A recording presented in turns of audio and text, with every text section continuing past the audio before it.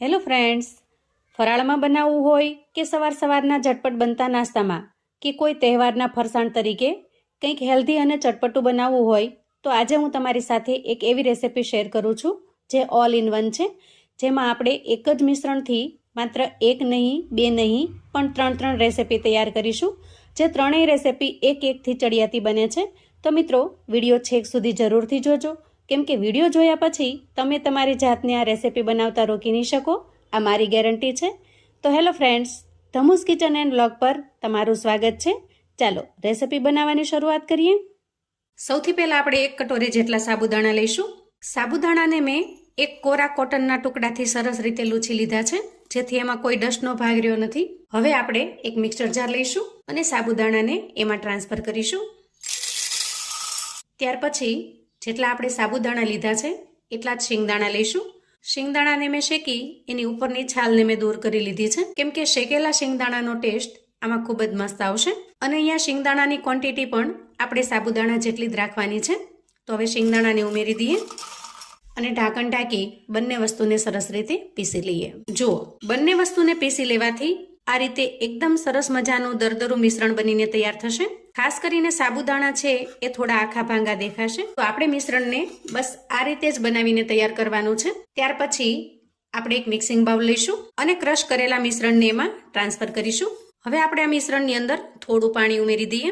આ રીતે ચમચીની મદદથી અંદાજે 7 થી 8 ચમચી જેટલું પાણી ઉમેરવાનું છે. અહીંયા પાણી ઉમેરવા માટે તમારે ખાસ ચમચીનો જ ઉપયોગ કરવાનો છે, જેથી વધારે પડતું પાણી ન ઉમેરાઈ જાય. અને ત્યાર પછી આ રીતે ચમચીની મદદથી સરસ રીતે મિક્સ કરી લઈએ. અહીંયા પાણી ઉમેર્યા પછી મિશ્રણને આપણે આ રીતની કન્સિસ્ટન્સીમાં રાખવાનું છે. અહીંયા તમે જોઈ શકો છો, થોડું કોરું લાગે છે અને થોડું ભીનું લાગે છે. તો બસ આ રીતની કન્સિસ્ટન્સી તૈયાર થાય એટલે આપણે થોડું પ્રેસ કરી એક સરખું કરી લઈએ અને ત્યાર પછી ઢાંકણ ઢાંકી થોડી વાર માટે રેસ્ટ થવા દઈએ. હવે આપણે ફરી મિક્સર જાર લઈશું અને એમાં થોડી કોથમીર ઉમેરી દઈએ. ત્યાર પછી 2 લીલા મરચાં ઉમેરીશું અને થોડો આદુનો ટુકડો ઉમેરીશું. સાથે સાથે આપણે 2 ચમચી જેટલા શિંગદાણા ઉમેરવાના છે.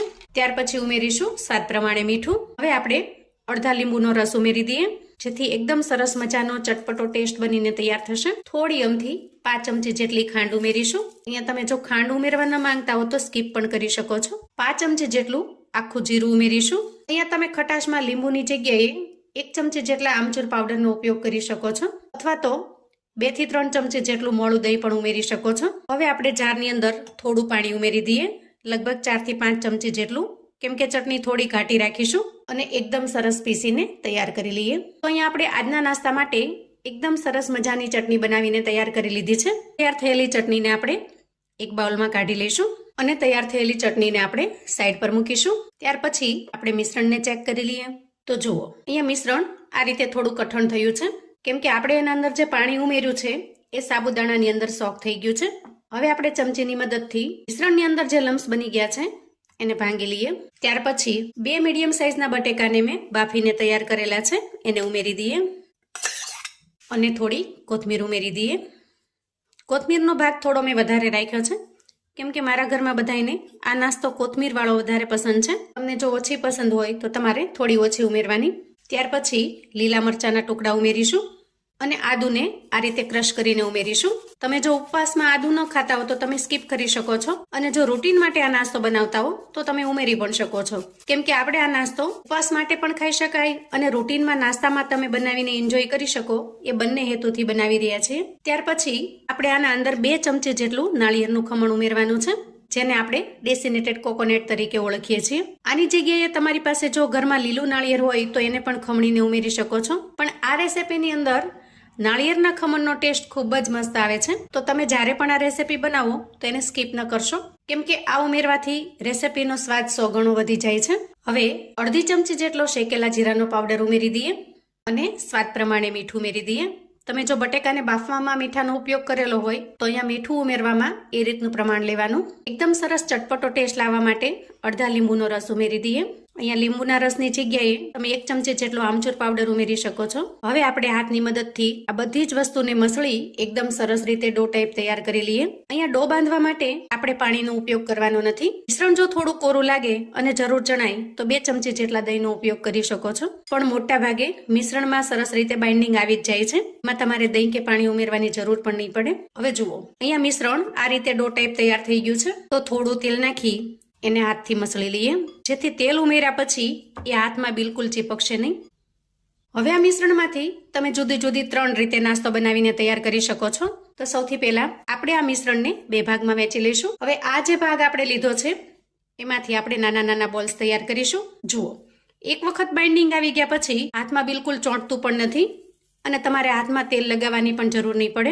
એકદમ આસાનીથી તમે એમાંથી બોલ્સ તૈયાર કરી શકશો. તો જુઓ, આ રીતે આપણે બોલ્સ બનાવીને તૈયાર કરી લીધા છે. અને હવે આ જે મિશ્રણ વધ્યું છે એમાંથી આપણે અલગ રીતે નાસ્તો બનાવીશું. તો અહીંયા હું તમને નાસ્તાની જુદી જુદી રીત બતાવવા માટે બનાવી રહી છું, એટલે નાસ્તાનું પ્રમાણ આપણે થોડું થોડું જ રહેવાનું છે. તો જુઓ, અલગ રીતે નાસ્તો બનાવવા માટે આપણે થોડું મોટું પોર્શન લઈએ અને આ રીતે સૌથી પહેલા એને બોલ્સ બનાવી લઈએ. ત્યાર પછી હાથની મદદથી પ્રેસ કરી તમે એને ગોળ શેપમાં, ટિક્કી શેપમાં લઈ શકો છો, અથવા તો આ રીતે લંબચોરસ સ્ટીક જેવું પણ બનાવી શકો છો. અહીંયા થિકનેસ છે એ આપણે મીડિયમ રાખવાની છે. બહુ વધારે પડતું જાડું નહીં રાખીએ, આ રીતે મીડિયમ થિકનેસ રાખીશું. તો જુઓ, થોડા મિશ્રણમાંથી આપણે આ રીતે સ્ટીક બનાવીને તૈયાર કરી લીધી છે.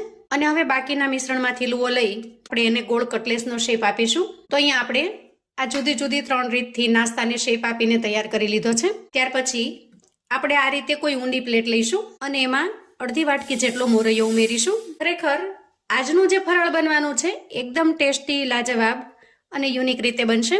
અને મેં તમને અગાઉ કહ્યું એમ તમે આને ફરાળ નહીં પણ નાસ્તા તરીકે પણ ઉપયોગમાં લઈ શકશો. ખરેખર એટલું ટેસ્ટી બનશે ને કે ફરાળની જગ્યાએ રૂટીન નાસ્તામાં પણ તમે બનાવીને તૈયાર કરશો. હવે મોરૈયાની અંદર આપણે જે નાસ્તો તૈયાર કર્યો છે એને થોડો ડીપ કરી દઈએ અને આ રીતે મોરૈયાના દાણાનું ઉપરથી થોડું કોટિંગ કરી લઈએ.